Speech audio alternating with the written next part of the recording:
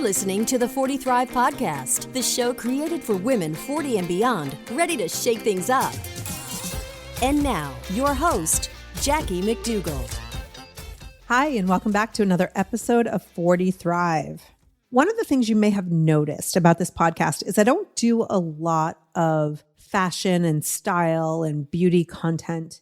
It's not that I don't love those areas. It's just that I don't feel necessarily my most confident when talking about topics like that. I don't know about you, but for me, growing up, I wasn't cutting edge when it came to the latest fashions. I didn't have the Jordache jeans. I remember borrowing them from a friend. I had all the knockoff clothes and sneakers and all of the things that were so cool. You know, I'm the 11th kid of 13. Like, it wasn't like we were running out and buying expensive designer stuff.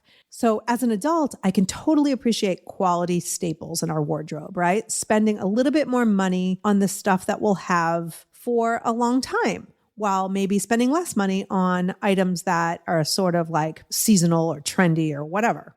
But I'm the last person that would call herself a guru when it comes to my appearance and what I put out there into the world.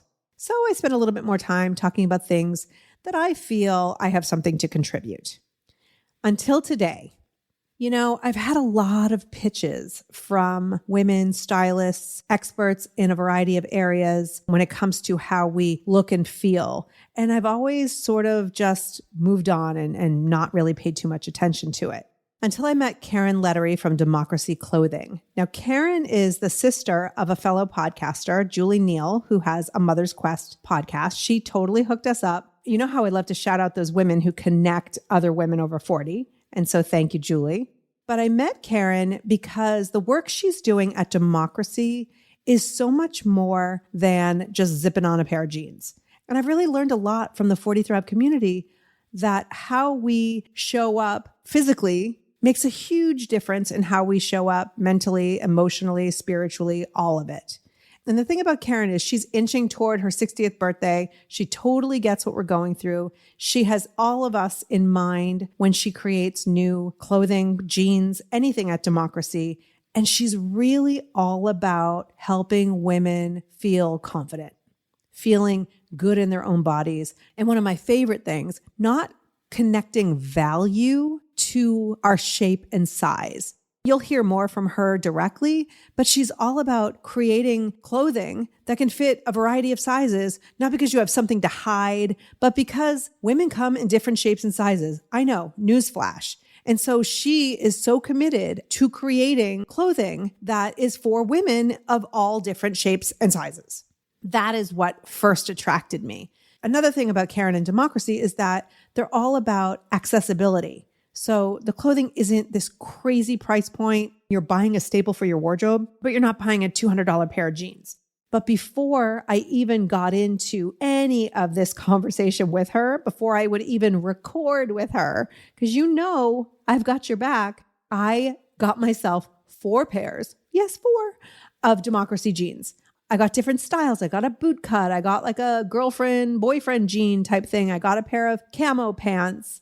And then I got another pair of like colored jeans. I never wear jeans that aren't necessarily just that denim look. So I got a pair of those. I've been wearing them around. I've been sitting at my desk. I've been taking my Zoom calls. I've been going to the dentist and doing everything in my Democracy jeans before I would record because I wanted to make sure it was something that was really valuable to you, right? I love them. They're stretchy. I can literally do splits in them. And yes, I'm 50 and I can do a split. So that's one thing I have going for me. I feel like Sally O'Malley in my jeans. I can kick and I can stretch and I can kick and I can do all this stuff in my Democracy jeans. And they look pretty good, I have to say. And I feel super comfortable in them. Now, enough about me and my newfound fascination with Democracy jeans. I also wanted to make sure that any of the work that we did was really to your benefit. And so Caren, who's about to come on, is offering you 25% off at democracyclothing.com. 25%.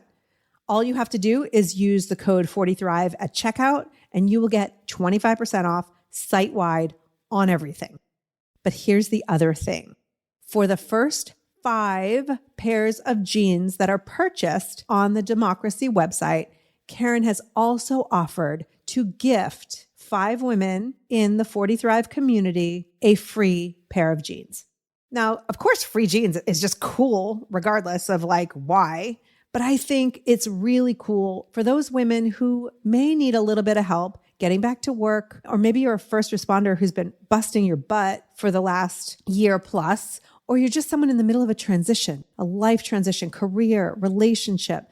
You know, a pair of jeans may not change the world, but it can really, when you zip that up and you button those jeans and they feel good and you look good, it can really boost your mood. And in turn, when you're in a better mood, you show up better. And so I am so excited to offer 5 pairs of Democracy jeans as a gift to 5 lucky 40 Thrive community members. So this is what you got to do. You've got to be in the 40 Thrive free and private Facebook group. I will tell you exactly how to win one of the 5 pairs of jeans in that free and private Facebook group. So just go to the show notes. I'll link to it right there, and you can find out exactly how to enter to be one of the lucky winners. And now let's just jump into my conversation with Caren Lettiere. Caren, welcome to 40 Thrive. I'm so excited to be with you, Jackie. So the first thing we have to do, so I have to give a huge shout out to your sister, Julie Neal. She has the podcast A Mother's Quest, and I have known her through podcasting circles for a few years. So thank you, Julie, for connecting us.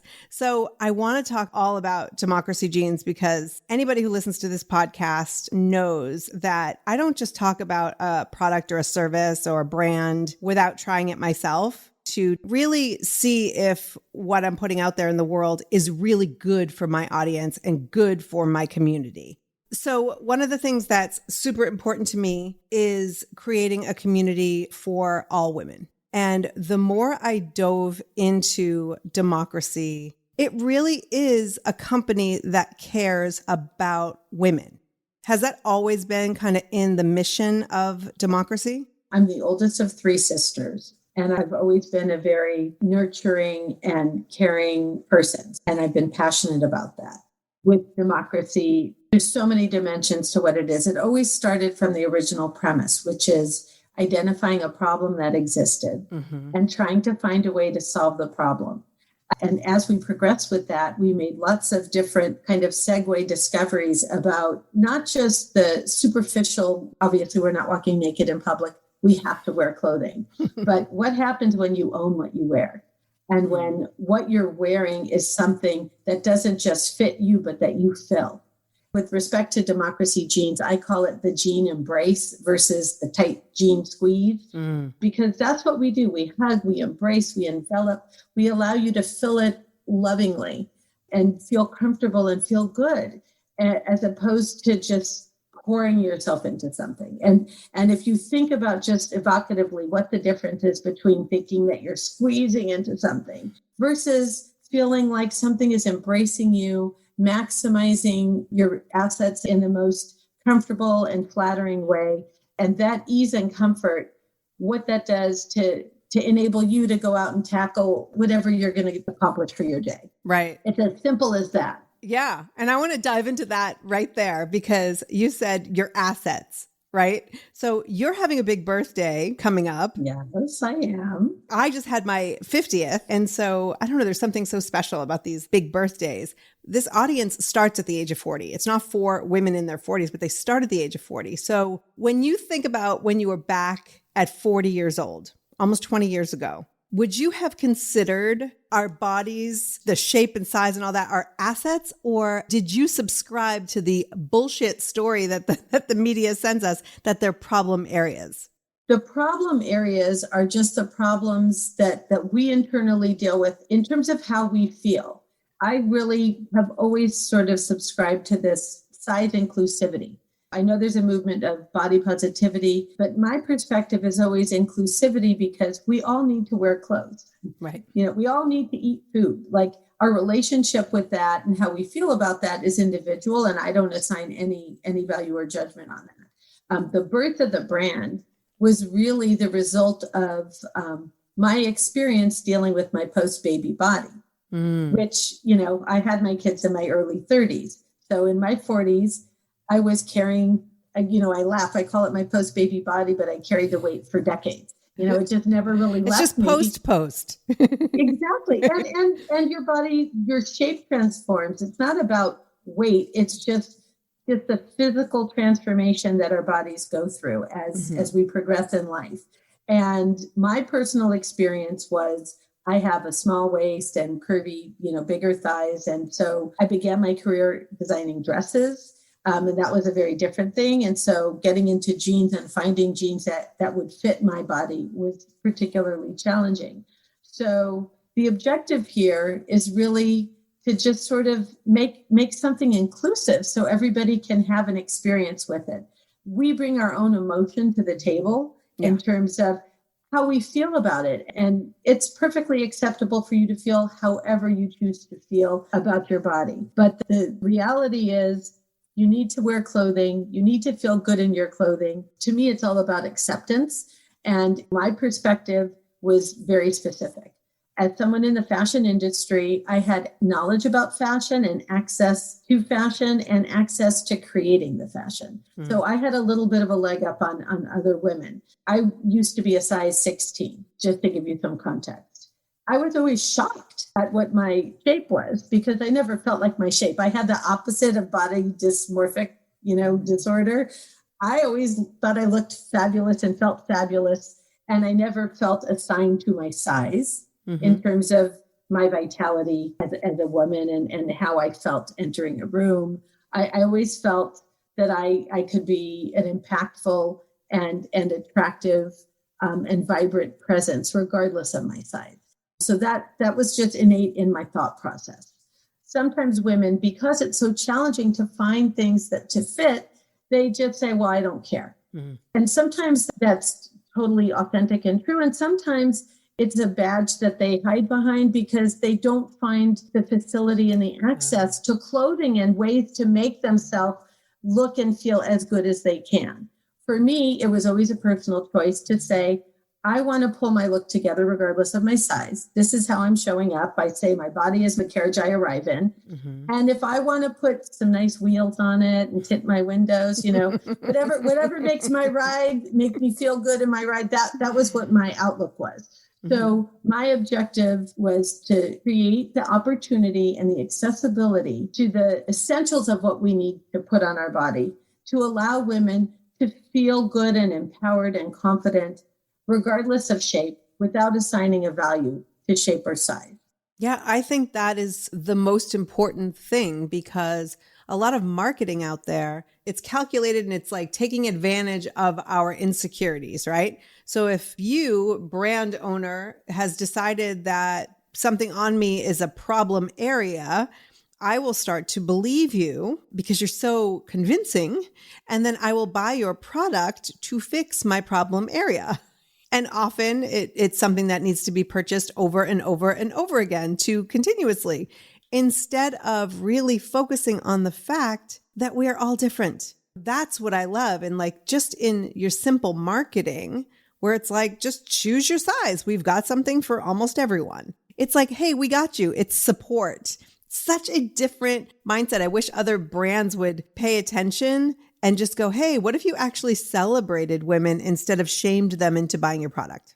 Exactly. And I think something that's really important to note about size inclusivity is it's not just larger sizes or curvy shapes. It encompasses all different body types, including small women who also have challenges. We're founded on the principle of what I call curve equality. And what curve equality says is that it acknowledges that all shapes are different, but they're created equal without assigning a value to any of the shapes. So something that's really interesting is that we fit our jeans on the fit model has a straight up and down body. She's not curvy at all. And we use very supple and stretchy fabric that accommodates curves if it requires a stretch. But what's really universally important about this is it means that if you have a little straight body shape, it's going to fit your body as well as it fits somebody like me who has curves, because if you need to test the boundaries of the jeans, the fabric properties allow itself to stretch and accommodate your shape.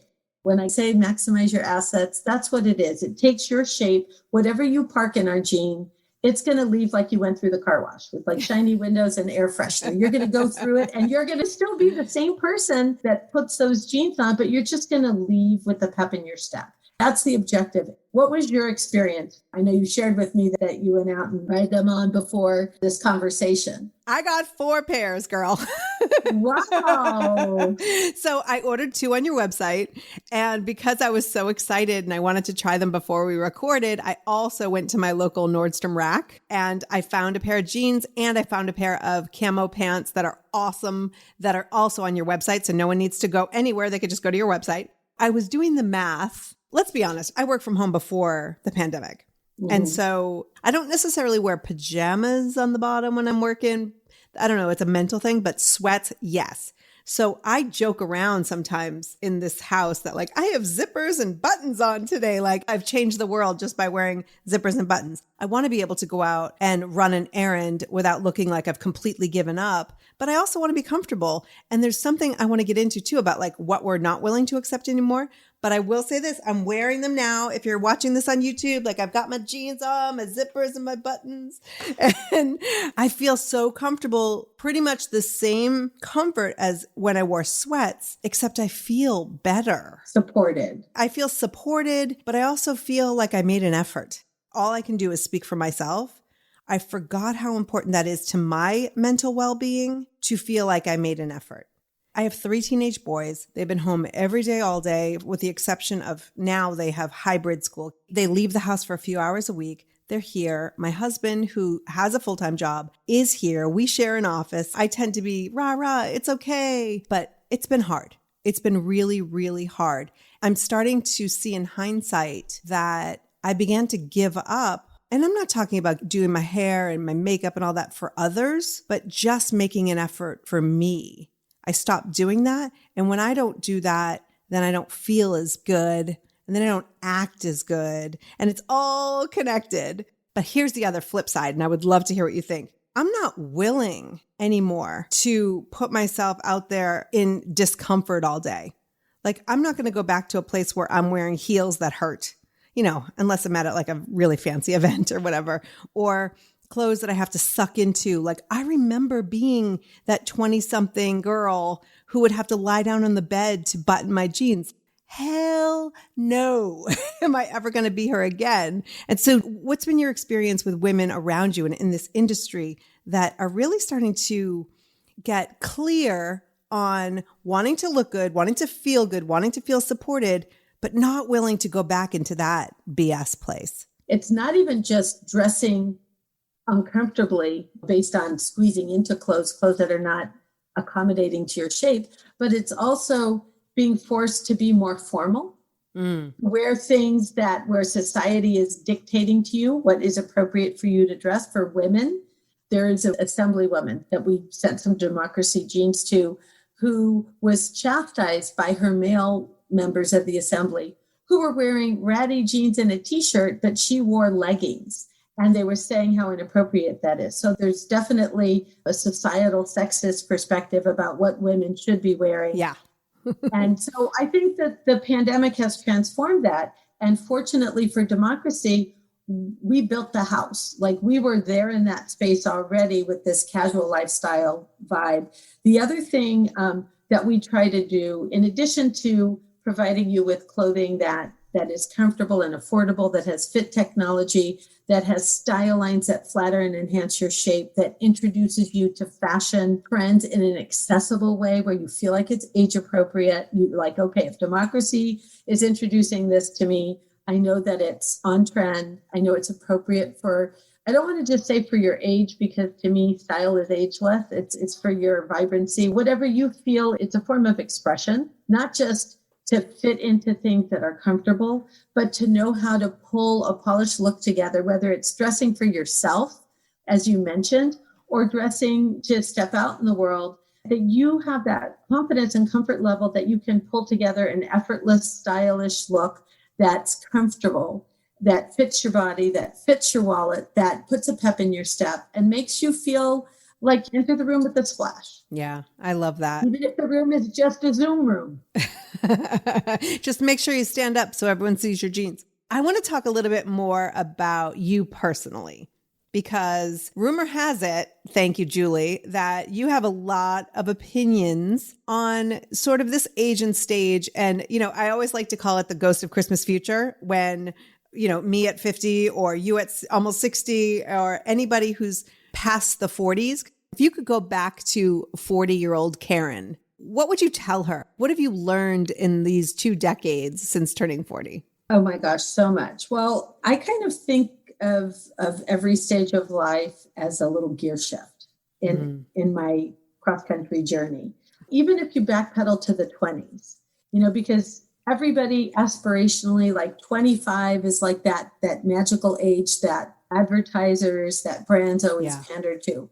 But when I think about my 20-something self, I had keys to the car, but I often didn't have gas to take it anywhere. You're just kind of getting started, but you're struggling financially. So you have all of this energy and desire, but not necessarily the capacity to follow through on it. When I got to my 30s, which is when I got married and built our first home and started a family, I had maybe the keys to the car. Maybe I had the money for the gas, but I didn't have a roadmap. I wasn't quite sure where I was going. I just knew that I was in motion.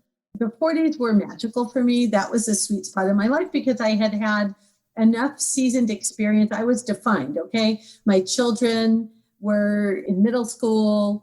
My career was in full gear. What really transpired for me in that moment was the reemergence of me as a person because we are multitaskers and jugglers. So maybe my message to my 40-something-year-old self was, it's perfectly okay to have personal goals and aspirations. It's not a value judgment on your role as a mother or a wife or a sister or a daughter or whatever else there is. Because as women, we feel, or at least let me say for myself, I felt like it was an elective, even though maybe my career and my contribution to the household was a necessity. I had to treat it like an elective. If I was going to elect to have this all-encompassing career, I had better figure out a way to be completely dialed in to motherhood and to all of the activities and things transpiring and being present and available and involved in everybody's lives. That's just such a huge burden. Yeah, so much pressure. And I think a lot of our relationship with what our weight is has to do with,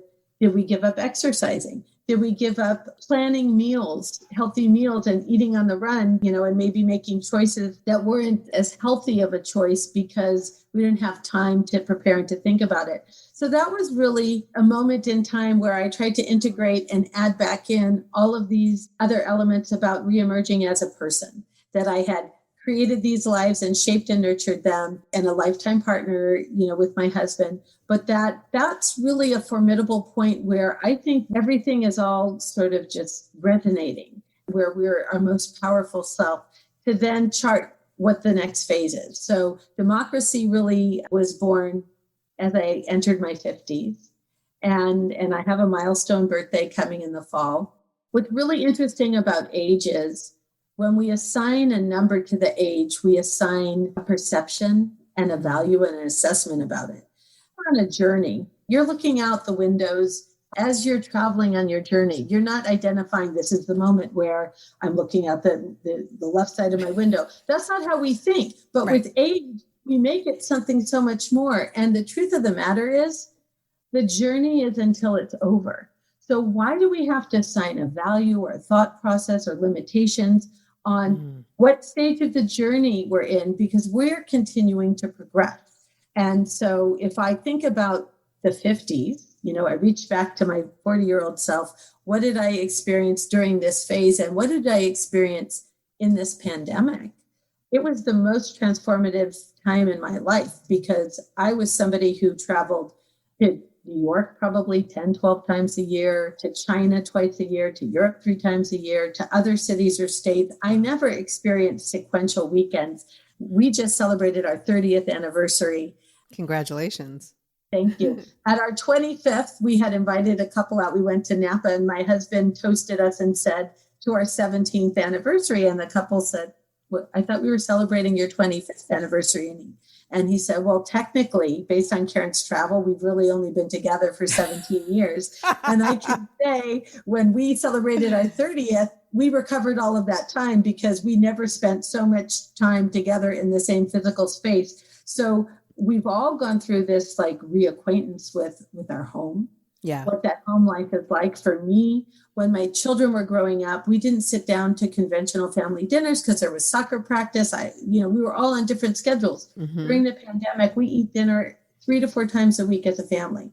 That's an incredible gift that I would not have had were we not in this scenario. It also forced me to be grounded. I didn't get on an airplane for a calendar year. And what that allowed me to do was to be so much more impactful in a lot of different ways, to be present for myself, but also in my work.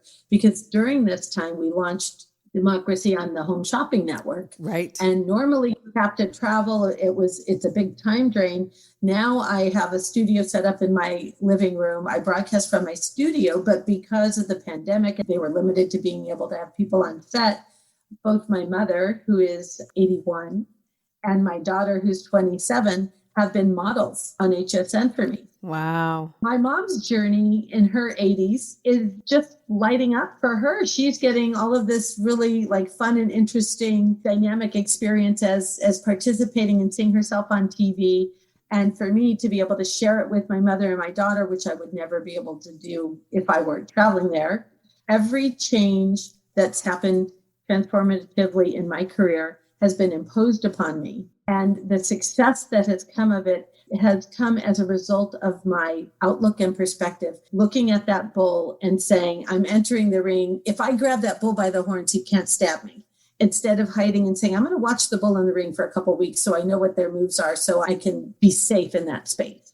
So it's all about the outlook and energy of being fearless and embracing and accepting change and having the audacity and the confidence to know that you don't need the experience. You just need the enthusiasm and the tenacity and the will to take something on. You talk about the imposter syndrome. Mm-hmm. I call it like feeling like a poser. But if you don't step into the role, you'll never know if you can legitimately play that role. You have to be willing to try.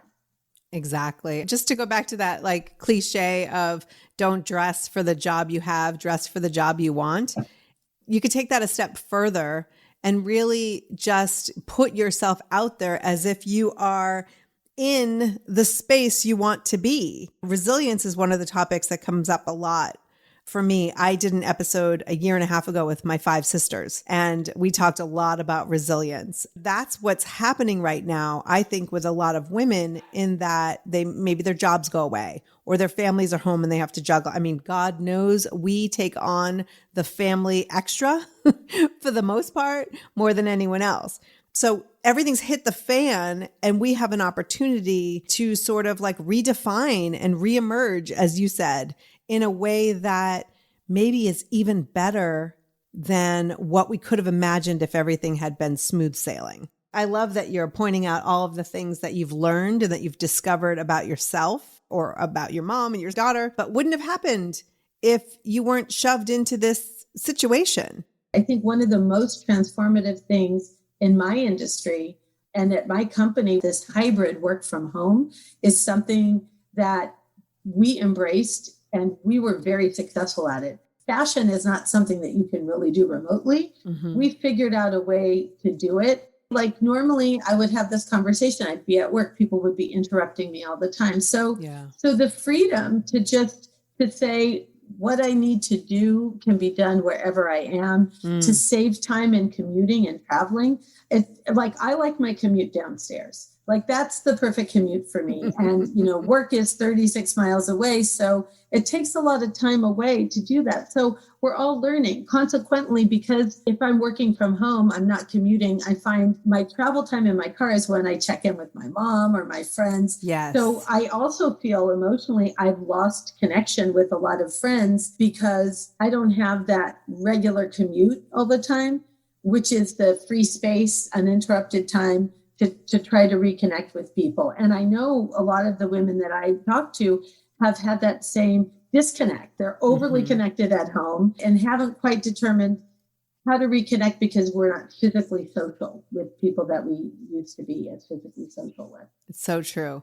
I feel like the pandemic has turned Gen X people into millennials in that I find that I work with millennials sometimes who are like, oh, I don't work certain hours, or I have to recharge, or, I work from home because it's best for me. They prioritize them in a way that Gen X and boomers like never did or never could. You look at the fashion industry, you look at how long it's been happening. It's going to take these new attitudes and fresh new ideas. Maybe you have to be in the office X amount of hours or so many days or whatever, but you don't always have to be there. And so I feel like the pandemic has opened Gen X's eyes to what's possible. And the millennials are like, welcome, we've been waiting for you.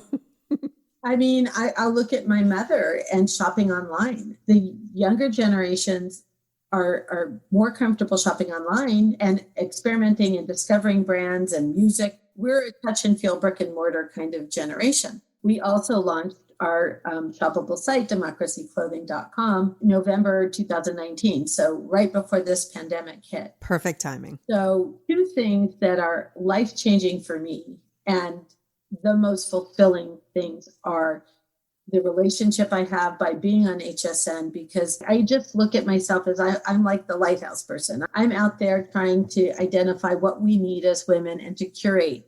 And if you like my taste level and my curation and you trust my execution, that's what I'm really trying to accomplish with Democracy. HSN gives me all of this time and hours. You can go on the site, you click on the video, it explains everything to you. So even buying a vacuum cleaner, it's like, if you don't want to read directions, you can go on the site and they show you how to work it. That's such an amazing connection to the end user customer. So I'm able to share the story behind things.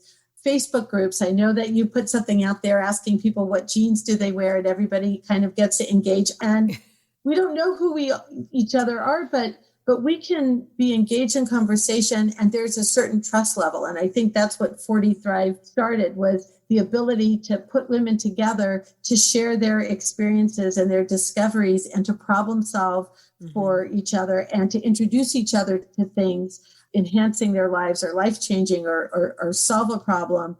That's a really transformative experience, to know that you have anonymous buddies out there, advise and support one another. And it seems to really work.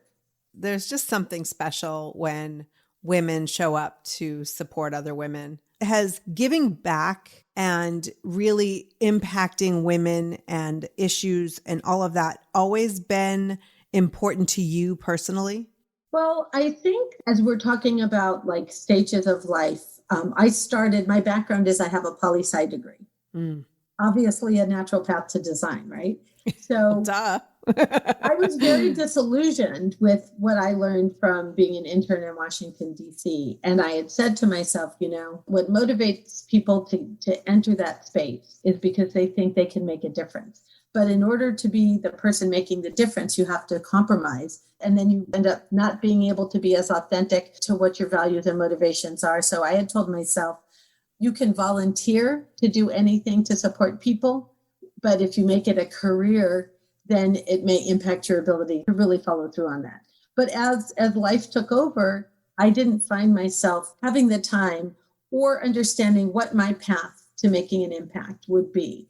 And so through Mother's Quest and connecting with Julie, I wanted to use the platform for social impact. And the objective was really to identify change-making women and to amplify what they're doing and to help them look good and feel good while doing good. And so we're just trying to find more ways to really get out there and make those connections with women and to give them that positive experience. There's so many things that we experience in our journey as women that are physically transformative that we don't know how to solve. So by having the opportunity to have a conversation with you and to share with your audience things that are not unique, you're not on your own, we all understand it, is a really legitimate and authentic message that fills me up when I can make a difference in women's lives.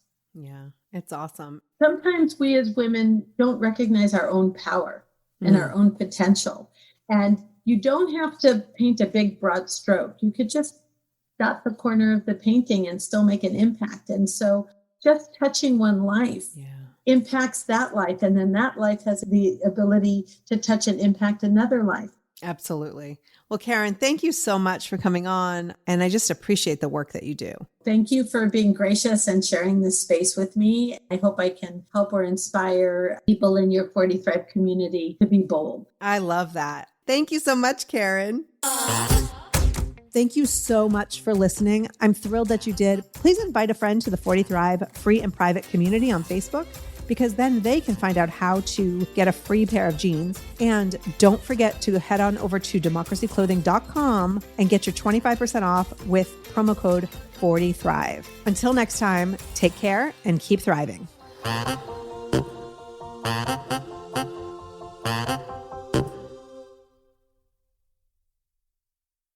Spring has sprung, and with the change of seasons, sometimes comes an increase in vitality. If you're feeling in the mood for a little more personal time, may I suggest Coconut. Coconut is all about providing clean and natural ingredients when you're enjoying your most intimate moments, with or without a partner. Naturally safe products developed by people who are obsessed with quality. Get 15% off with promo code GROWNASS at grownasswoman.guide/Coconut. That's 15% off with promo code GROWNASS at grownasswoman.guide/Coconut.